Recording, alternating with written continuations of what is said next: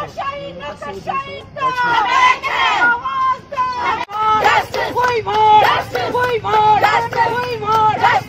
मांगे पूरी करो, हमारी मांगे पूरी करो, हमारी मांगे पूरी करो, यात्री वापस करो, यात्री ड्यूटी वापस करो, अभी तो ये अंगड़ाई है, अभी तो ये आज का ये जो प्रोटेस्ट है, आंगनवाड़ी वर्करों को यात्री ड्यूटी के लिए बुलाया गया है।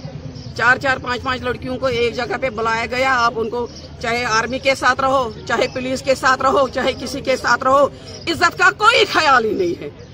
ये बेटी है, ये बहन है, ये बहू है, हम कैसे इसको सड़क पर लाएंगे? सुबह 8 बजे निकलो, शाम 10 बजे घर जाओ, वापस कैसे जा सकती है? और 40 दिन के लिए ये ड्यूटी निकाली गई है। ये 1975 में ये स्कीम शुरू हुई है, तब से यात्री आते जाते रहे हैं। कभी भी हमने सुना नहीं कि आंगनवाड़ी वर्कर यात्री ड्यूटी के लिए जाएगी। ये पहली बार हुआ है, हम इसके लिए तैयार नहीं है। और सीनियरिटी का मसला जो है हमारा, हम कहते हैं सीनियरिटी के हिसाब से जल्द फौरन तौर उसका ऑर्डर निकालो, सीनियरिटी के हिसाब से सुपरवाइजर बना दो।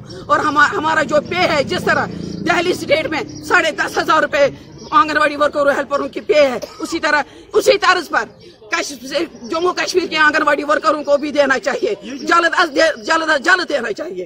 है वहाँ बैठना है, वहाँ चेक करना है। क्या हम बस अब इतने स्कीमें करके अब ये एक और स्कीम रह गई जो हमारे लिए अब बाकी रह गई थी, अब कहते हैं कि ये भी कर लो। ये कौन हमारी डिमांड ये है कि हम नहीं जाएंगे यात्री ड्यूटी के लिए, कोई भी आंगनवाड़ी वर्कर यहाँ नहीं जाएगी, क्योंकि हालात हमें इजाजत नहीं, जम्मू कश्मीर में हालात इजाजत नहीं देते हैं कि हम यात्री ड्यूटी के लिए जाएंगे।